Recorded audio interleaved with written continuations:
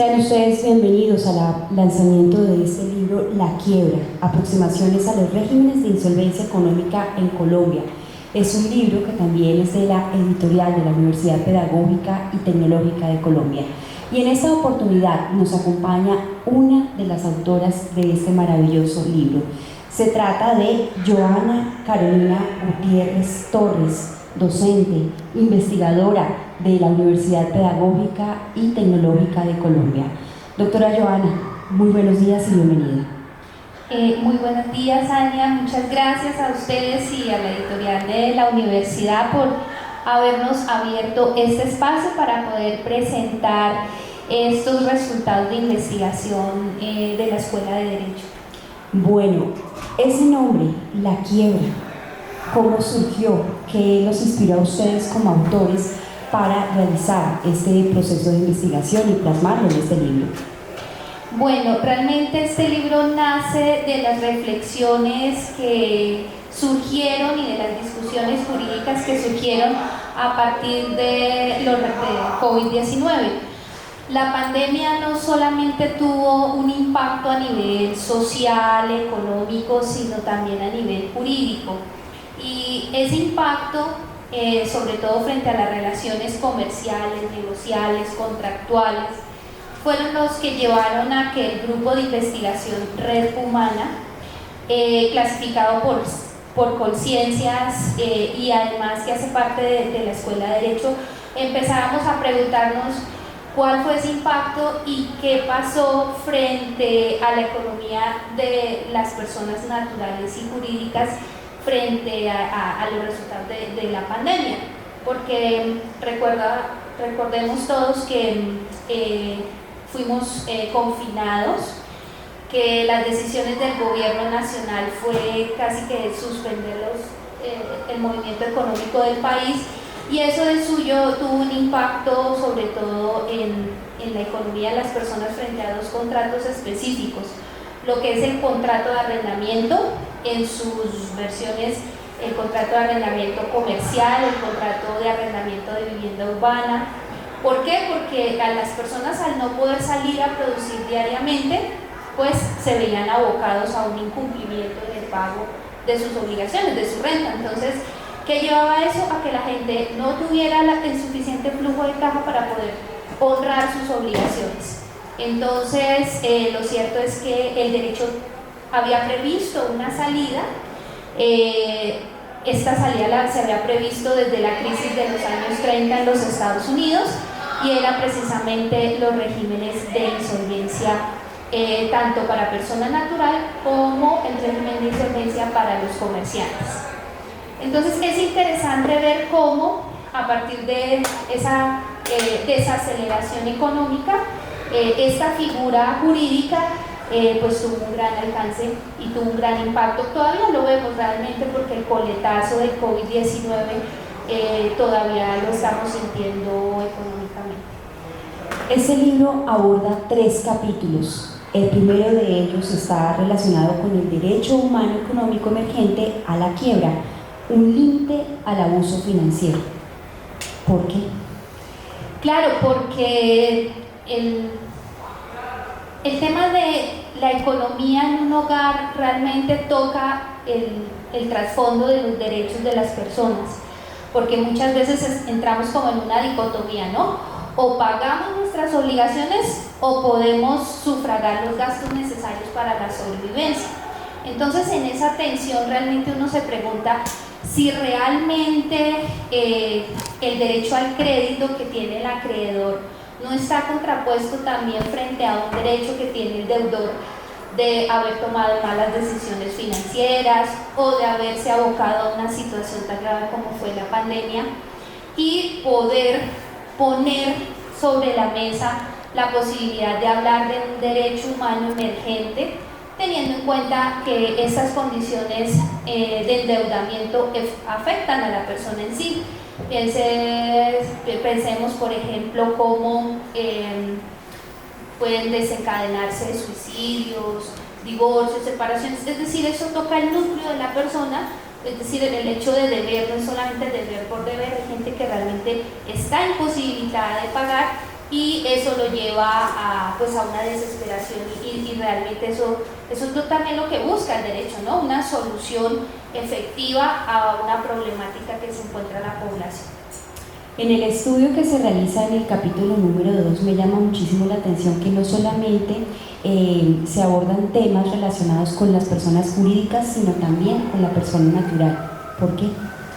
Claro, eso es, digamos, lo novedoso del sistema jurídico, y es que no solamente toman malas decisiones las empresas no solamente son las que se endeudan, las que tienen problemas en el flujo de caja, en el pago de sus obligaciones, sino es la persona natural, la que no puede pagar su canon de arrendamiento, la que se ve con graves circunstancias para pagar el colegio de sus hijos, el mercado, bueno, en fin, y eso se debe también al giro ordinario del sistema económico. Recordemos pues que estamos en un sistema económico capitalista, regido por el consumismo, y que eso nos lleva a las personas naturales muchas veces a estar expuestos a un bombardeo de ofertas, que a veces no tenemos la suficiente educación financiera para tomar las mejores decisiones, y como yo lo digo a veces en mi clase, ¿no? Puede ser que la persona natural vaya a una gran superficie a comprar el pan, la leche para el desayuno y resulte saliendo con un plasma porque encontró que a la entrada de ese supermercado decía un letrero grandísimo, súper llamativo, oferta, y entonces terminó comprando y consumiendo lo que no necesitaba. Entonces, si como consumidores, como personas naturales, estamos expuestos a ese tipo de situaciones, también el derecho tiene que brindar una herramienta para que en caso de no tener la educación financiera o tomar malas decisiones, pues pueda salir adelante, sobreponerse, tener una segunda oportunidad, salir de sus deudas y bueno, reintegrarse al sistema económico. ¿Cuáles serían esos retos que tienen, digamos que las personas naturales en relación con la insolvencia en Colombia? Bueno, en realidad es un camino que hasta ahora estamos empezando a recorrer, porque el régimen de insolvencia de persona natural no comerciante fue reglamentado con el Código General del Proceso, que es la Ley 1564 del 2012. Es decir, que apenas llevamos 12 años de implementación de este régimen. Así que, pues obviamente, los retos son bastantes. Pero lo cierto es que en varios estudios que ha hecho tanto Confecámaras como el mismo Ministerio de Justicia, ha mostrado que ha servido como una solución efectiva tanto para el acreedor como para el deudor. Porque es que al régimen se le tiene miedo, porque es que cuando uno escucha la palabra quiebra o cuando escucha la palabra insolvencia, lo primero que se le viene a la cabeza es que es algo fraudulento, que va a esconder o va a dilapidar sus bienes o que definitivamente no va a pagar. Y eso se debe pues a un mal entendimiento de la figura, porque realmente estos regímenes lo que buscan es, de acuerdo a las condiciones actuales económicas del deudor, poder pagar las obligaciones. El régimen no está diseñado para defraudar o para hacer alguna trampa ahí medio oscura y simplemente, como diría uno, salirse con la suya y no pagar. Entonces, ese es el primer reto, la educación, para que las personas, tanto acreedor como deudor, entiendan que estos regímenes les benefician al deudor pagar, porque estos regímenes están diseñados para pagar, y al acreedor para recibir su pago, claro, teniendo en cuenta las actuales condiciones económicas del deudor. Entonces, en ese orden de ideas es una ecuación de gana y gana, porque no van a resultar perjudicados los acreedores, se va a satisfacer el crédito y de alguna manera ese deudor vuelve nuevamente al sistema económico pues para consumir, porque realmente eso es lo que busca, sanear sus deudas para poder nuevamente tener acceso al crédito formal, para que no tenga que acudir al gota a gota o al prestamista que es usurero y que le va a cobrar demasiados intereses, sino que acuda al régimen formal en donde va a tener un mejor beneficio. Doctora Joana, vale la pena resaltar que en esta publicación bibliográfica también encontramos un análisis jurisprudencial ¿Cuáles son esas líneas? ¿Cómo podríamos, digamos que, abordar este tema para que todas las personas que están interesadas y que nos están escuchando y nos están viendo a través de la editorial de la UPTC, pues puedan conocer con mayor profundidad esta temática que yo diría que nos afecta a todos? Claro, entonces este está en el capítulo 3 porque como si ves el libro está pensado no solamente para un abogado, sino también para un estudiante que está en formación o para cualquier persona que le interese el tema, que pueda acercarse al mecanismo, pueda entenderlo. Entonces por eso el libro está pensado en 3 momentos. Una reflexión mucho más académica frente a la construcción del derecho humano a la quiebra. Luego aterrizamos en el segundo capítulo en lo que es el marco normativo, cómo es el procedimiento, y eso es una revisión legal. Y por último vamos al tercer capítulo, donde vamos a encontrar unos análisis jurisprudenciales, es decir, los pronunciamientos que se han dado en las altas cortes, Corte Constitucional, Corte Suprema de Justicia, frente a casos específicos en donde se han resuelto preguntas a veces problemáticas de los procedimientos, como por ejemplo cómo hacer esa diferenciación entre comerciante, una persona comerciante y una persona no comerciante, porque a veces cuando uno revisa la normatividad comercial, uno dice, no, es quien ejerce habitualmente la profesión de comerciante, ejerce actos de comercio. Pero cuando uno lo lleva a la práctica puede resultar cierto problemático. Por ejemplo, si un tendero es o no comerciante, si una persona que vende por catálogo de estos productos es o no comerciante, qué pasa si esa calidad de comerciante lo acompaña toda su vida o es momentáneamente, únicamente cuando ejerce la actividad, y cuando deja de ejercerla vuelve a ser una persona natural no comerciante. Entonces todo este tipo de situaciones se analizan en el libro y se respaldan con base en pronunciamientos de las altas cortes. Otro evento que también es problemático es frente a la existencia, naturaleza y cuantía de las obligaciones, que cuando se lleva ya al procedimiento en donde se reúne a todos los acreedores y el deudor expone su situación, muchas veces no queda claro si la obligación existe, si necesita estar en un documento, o si tan solo con formas de perfeccionamiento de los contratos como consensual o real es suficiente, o la naturaleza de la obligación, es decir, si la obligación tiene una clasificación especial en el derecho, porque no todas las obligaciones que tenemos las personas son iguales. Hay unas que tienen una mayor relevancia. Por ejemplo, una obligación alimentaria con un menor de edad tiene una relevancia superior a de pronto la letra de cambio que usted le debía a su compadre o a su comadre. ¿Sí? ¿Por qué? Pues porque la obligación de los niños de suministrarle alimentos, pues obviamente tiene una relevancia. Entonces, esas son cosas que cuando uno ya las ve en la práctica, acudir a la norma no es suficiente, y por eso ahí los pronunciamientos de los jueces son necesarios para como que revisar teleológicamente qué es lo que quiere la norma, muchas veces acudiendo a los principios, y esos son los que nos dan el faro para poder aplicar de mejor manera el régimen legal de esos procedimientos. Bueno, doctora Joana, usted mencionaba al principio que este libro es producto de los procesos de investigación que adelanta Red Humana, uno de los grupos de la Facultad de Derecho y Ciencias Sociales de la UPTC.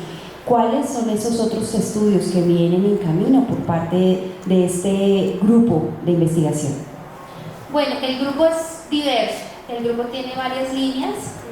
El solo nombre nos muestra que trata de explorar todas las áreas del derecho. En mi línea, que es la línea de derecho privado, en este momento estamos adelantando la investigación sobre una garantía que también ya lleva 10 años de implementado en la ley en Colombia, pero que la gente todavía no la conoce, que son las llamadas garantías mobiliarias. Estamos mirando cuál ha sido su implementación en el régimen bancario, financiero, cuál es la eficacia de esas garantías, si realmente la población conoce qué es una garantía mobiliaria y su diferencia entre una hipoteca, una prenda. ¿Por qué? Porque vemos que la gente accede al crédito formal, le piden una garantía, generalmente el sistema financiero, pero no entiende qué están haciendo, cuál es el bien que están entregando en garantía para cumplir la obligación. Solo alcanzan a entender cuando el acreedor hace efectiva la garantía y el deudor queda sin el bien. Entonces ahí la gente se pregunta, ¿pero qué pasó? ¿Por qué me quitan mi bien? ¿Por qué me quitan mi carro? ¿Por qué? Porque nunca le explicaron que cuando suscribió el crédito y garantizó el crédito, otorgó fue una garantía mobiliaria. Entonces, si ves, son aspectos novedosos los que queremos abordar en el grupo de investigación, pero realmente que tengan un impacto, no solamente a nivel regional, sino a nivel nacional, porque de nada sirve dejar esos estantes llenos de investigaciones, a lo mejor conceptualmente muy elaboradas, pero que no llegan a la sociedad. Y si el abogado no se acerca a la sociedad, si la academia, no hacemos esa trilogía entre sociedad, academia y comunidad, pues realmente creo que no estamos haciendo nada. Vale la pena resaltar que los grupos de investigación de la Universidad Pedagógica y Tecnológica de Colombia, que están relacionados con diferentes áreas del saber, buscan eso, lo que menciona la doctora Joana Carolina Gutiérrez, impactar en la comunidad y por supuesto velar en este caso por los derechos de las personas naturales y también yo diría que las personas jurídicas. Doctora, una invitación para que los estudiantes, los docentes y quienes deseen aprender más acerca de este tema, pues se acerquen a la universidad, pregunten por este libro La Quiebra, un tema bastante importante que sin duda nos permitirá resolver muchísimas dudas. Bueno, la primera invitación que quiero hacer es a mis queridos estudiantes. La universidad está haciendo un esfuerzo importante por sacar este material que realmente es muy útil, gratuito, es Open Access. Únicamente acceden ustedes a la página de la editorial, buscan ustedes novedades y pueden descargar el texto totalmente gratis, así que no hay excusa para no poder tener acceso a este material. También a mis estudiantes, porque ellos son la nueva sangre del derecho, entonces ellos son los llamados realmente a sensibilizarse de los problemas cotidianos y ese es el mejor insumo para la investigación. Uno no necesita buscar, no sé, descubrir cosas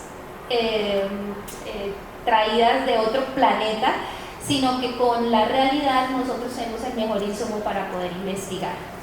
A mis compañeros docentes, este es un camino a veces no tan grato, no a veces con tantos reconocimientos que uno quisiera, pero es un camino lleno de satisfacción, porque si usted logra impactar a un estudiante o a una persona del común con lo que usted dice o lo que usted hace, creo que estamos aportando mucho a la sociedad. Y a la sociedad en general, realmente y sobre todo a la sociedad boyacense, tengan en cuenta que su universidad pública, la UPTC, es de puertas abiertas y que pues para nosotros también es muy grato poder poner al público en general una obra como La Quiebra para su consulta. Bueno, yo no puedo dejar pasar la oportunidad para enviarle un saludo al segundo autor, al doctor Carlos Alfonso Cárdenas, y además también invitarlos a que escuchen en nuestra emisora institucional en UPTC Radio 104.1 y en todas sus redes un programa de radio en el cual participan ustedes, se llama Embarriados, es el programa que dirige el profesor Carlos Cárdenas, así que súper invitados a estar atentos a la programación de UPTC Radio y por supuesto a todas las publicaciones bibliográficas que realizan los grupos de investigación, en este caso la Facultad de Derecho y Ciencias Sociales. Doctora Joana Carolina Gutiérrez, gracias por estar con nosotros. Vamos a continuar con todas estas transmisiones desde la editorial de la UPTC para dar a conocer todas estas temáticas e investigaciones que se producen no solamente en esta facultad, sino en todas las áreas de nuestra universidad. Sigan conectados con nosotros y esperamos volver pronto.